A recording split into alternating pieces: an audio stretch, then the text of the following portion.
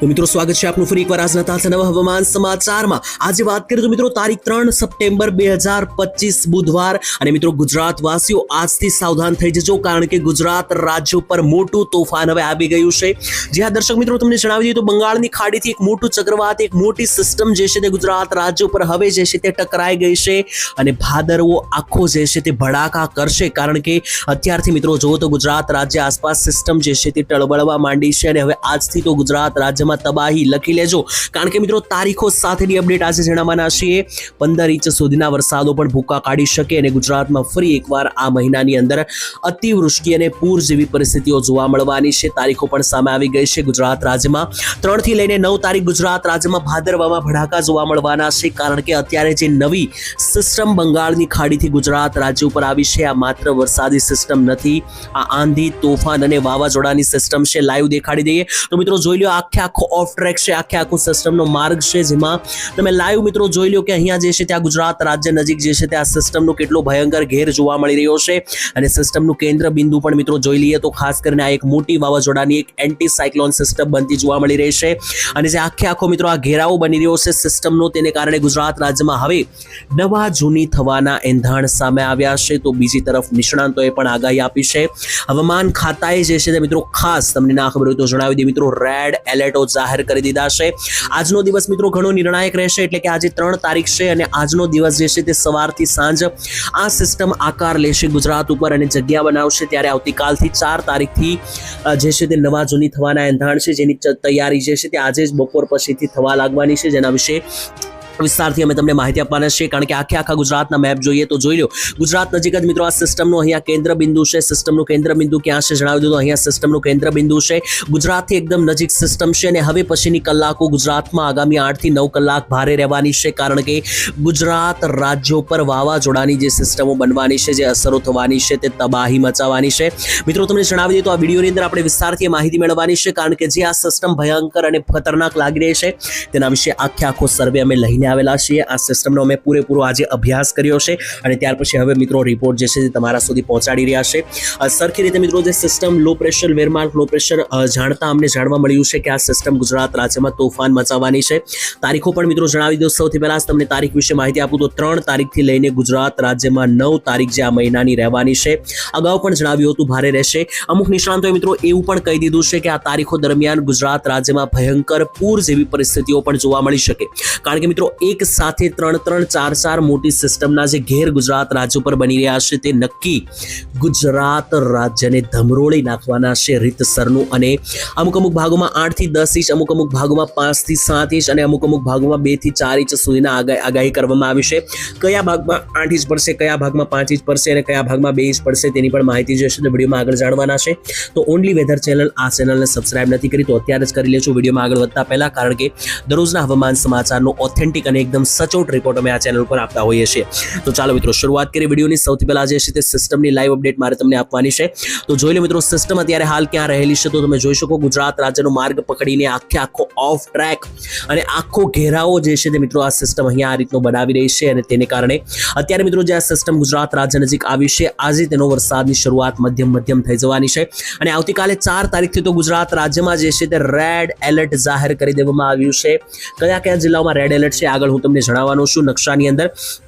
તેના પહેલા મિત્રો આ નકશાની અંદર સિસ્ટમને તમે આરામથી સમજી શકશો। દેખાડીએ તો મિત્રો વચ્ચે તો જો મિત્રો આ રિંગ બની રહી છે, જે આ સર્કલ બની રહ્યું છે, તે મિત્રો આ સિસ્ટમનું કેન્દ્ર બિંદુ છે। દેખાડી દો તમને મિત્રો, આ સિસ્ટમનું કેન્દ્ર બિંદુ છે અને સિસ્ટમનો આખો ઘેર જોઈએ તો મિત્રો જોઈ લો, આખી મિત્રો આ પહોળી જે છે ત્યાં મિત્રો મોટી સિસ્ટમ છે, જેમાં તમને જણાવી દઈએ તો આ સિસ્ટમ જે છે તે મિત્રો બંગાળની ખાડીમાં અહીંયા જે છે તે આ બની હતી।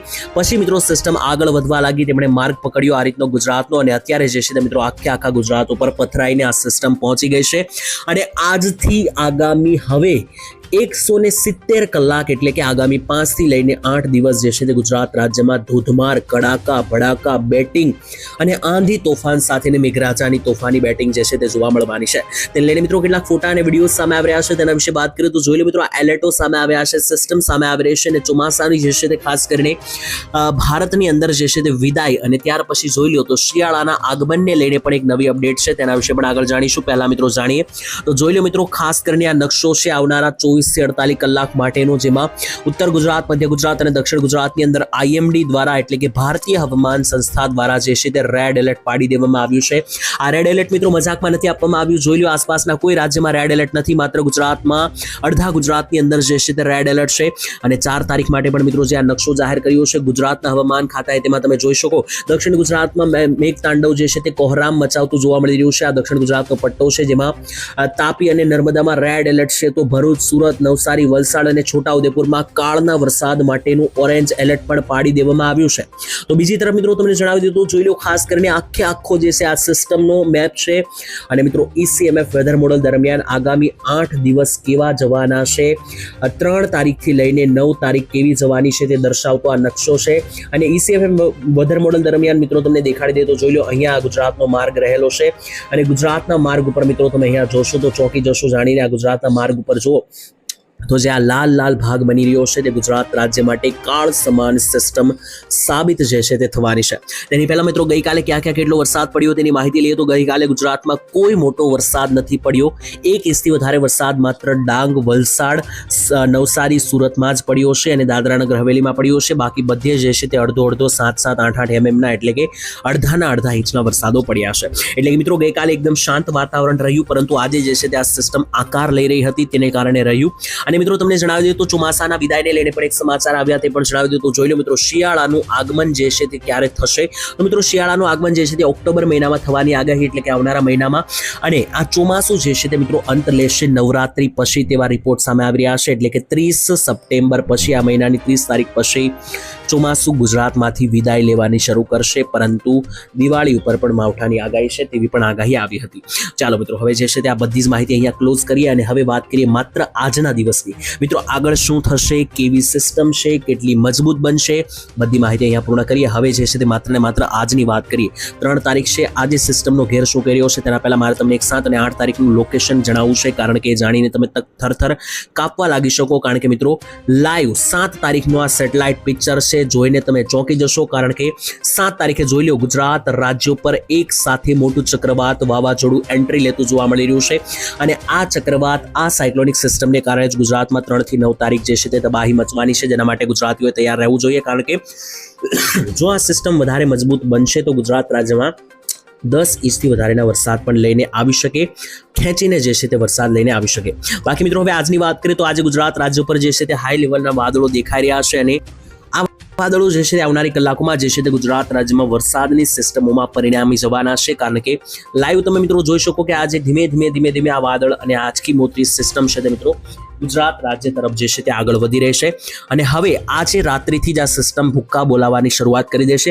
આજે વહેલી સવારથી ગુજરાત રાજ્યમાં વરસાદો શરૂ થઈ ચૂક્યા છે, પરંતુ આ વરસાદનું જોર જે છે તે આવતીકાલથી 4 તારીખથી ઓલ ઓવર ગુજરાતમાં સાર્વત્રિક થઈ જવાનું છે. આજે મિત્રો જે છે ગુજરાત રાજ્યમાં સાર્વત્રિક વરસાદ નથી આવવાનો, અમુક ભાગોમાં જ વરસાદ સારો દેખાઈ રહ્યો છે, પરંતુ આવતીકાલથી આનો આ વરસાદ જે છે તે સાર્વત્રિક થઈ જવાના એંધાણ છે. આજે મિત્રો વાદળોને આધારે જાણીએ તો આજે જે છે તે ભારે વરસાદની આગાહી માત્ર મધ્ય ગુજરાત, દક્ષિણ ગુજરાત અને ઉત્તર ગુજરાતમાં જ છે. સૌરાષ્ટ્ર અને કચ્છમાં જે છે તે આવતીકાલથી વરસાદનું જોર વધવા લાગશે.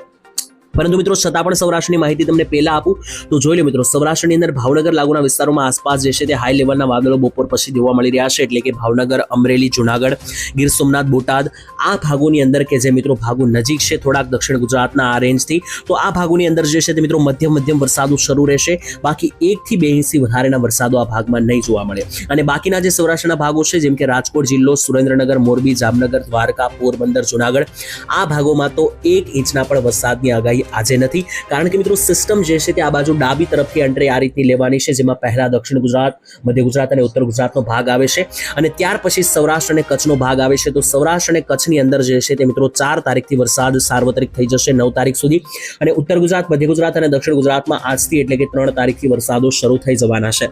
આજે મિત્રો ખાસ કરીને ઉત્તર ગુજરાતની વાત કરીએ તો ઉત્તર ગુજરાતમાં સારા એવા વરસાદો જોવા મળી રહ્યા છે. કારણ કે ત્યાં આગળ ઉપર મિત્રો રાજસ્થાનથી જે છે તે એક સિસ્ટમનો મોટો ઘેર બની રહ્યો છે, જેથી ઉત્તર ગુજરાતના ભાગો જોઈ લો તો પાલનપુરથી લઈને ખેડબ્રહ્મા, અરવલ્લીના વિસ્તાર, હિંમતનગર, પ્રાંતિજ, મોડાસાના વિસ્તારોથી લઈને બાયડના વિસ્તારોથી લઈને મહેસાણાના જે ભાગો છે, સાબરકાંઠા છે, તેની સાથે મિત્રો જે મોઢેરા, પાટણ, થરાદ, બનાસકાંઠાના કેટલાક વિસ્તારો, તો આ બધા ભાગોની અંદર જે છે તે મિત્રો અત્યારે હાલ આ વાદળનો પટ્ટો લંબાઈ રહ્યો છે અને આ વાદળીય ગતિવિધિઓને કારણે મિત્રો આ ઉત્તર ગુજરાતના જેટલા પણ સેન્ટરો બની રહ્યા છે ત્યાં મિત્રો આગળ જઈને આ સિસ્ટમ મેઘરાજાની આજે મિત્રો ધમરોળી શકે. ત્યાર પછી આગળ મિત્રો ત્યાંથી નીચે મધ્ય ગુજરાતની વાત કરવાની છે. તો મધ્ય ગુજરાતમાં બે ભાગ પડી રહ્યા છે. મધ્ય ગુજરાતની અંદર એક ભાગમાં વધારે વરસાદની શક્યતા છે, બીજા ભાગમાં મધ્યમ વરસાદની શક્યતા છે.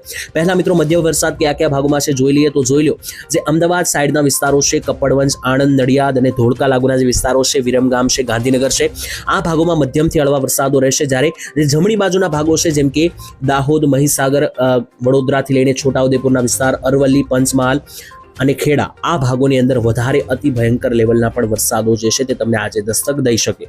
ત્યાંથી દક્ષિણ ગુજરાતની વાત કરીએ તો દક્ષિણ ગુજરાતમાં સુરત, વ્યારા, વલસાડ, નવસારી, ડાંગ બાજુ વધારે વરસાદનું જોર દેખાઈ રહ્યું છે. જ્યારે ઉપરના જે ભરૂચ લાગુના વિસ્તારો છે, રાજપીપળા બાજુના ભાગો છે, ત્યાં મધ્યમથી હળવા અથવા છૂટાછવાયા વરસાદો જોવા મળી શકે.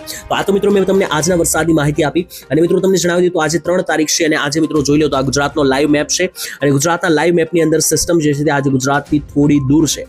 જી હા, તમને મિત્રો લાઈવ અહીંયા આઇકોન વેધર મોડલ અનુસાર દેખાડીએ તો જોઈ લો મિત્રો સિસ્ટમ અત્યારે આજે મધ્યપ્રદેશ ઉપર છે અને ગુજરાતનો ભાગ થોડો મિત્રો આજે દૂર છે, જેથી ગુજરાતમાં આજે મધ્યમ વરસાદ રહેશે. આવતીકાલથી આ સિસ્ટમ એક અનોખું રૂપ ધારણ કરવાની છે, કારણ કે આવતીકાલથી અહીંયા ગુજરાતના ભાગોમાં પવન, કડાકા ભડાકા અને ગાજવીજ સાથે રહેવાનો છે માહોલ. અને મિત્રો તમને જણાવી દીધું આ સિસ્ટમનો સૌથી ભારે દિવસ 6 અને 7 તારીખ રહેવાના છે. આ તારીખ દરમિયાન ગુજરાતમાં વાવાઝોડાની અસર જોવા મળશે અને ગુજરાત રાજ્યની અંદર જે છે તે ભારે પવન સાથેના વરસાદો શરૂ થઈ જશે. જો કે મિત્રો દરરોજની માહિતી આપણે આ ચેનલ પર આપતા રહીશું. આજ માટે આટલું જ રાખીએ છીએ. વિડીયો પસંદ આવે તો લાઈક, શેર, સબસ્ક્રાઇબ કરજો. તમારા મિત્રો સાથે આ વિડીયોને વધુમાં વધુ શેર કરજો મિત્રો, જેથી બધા લોકો સુધી આ માહિતી પહોંચી શકે. અને આ ચેનલને સબસ્ક્રાઇબ નથી કરી તો એ પણ કરી લેજો. તો ચાલો મિત્રો આવતીકાલે ફરી એકવાર મળીશું એક નવા હવામાન સમાચારમાં. ત્યાં સુધી આજ માટે આટલું જ. રજા આપશો. ધન્યવાદ. જય માતાજી.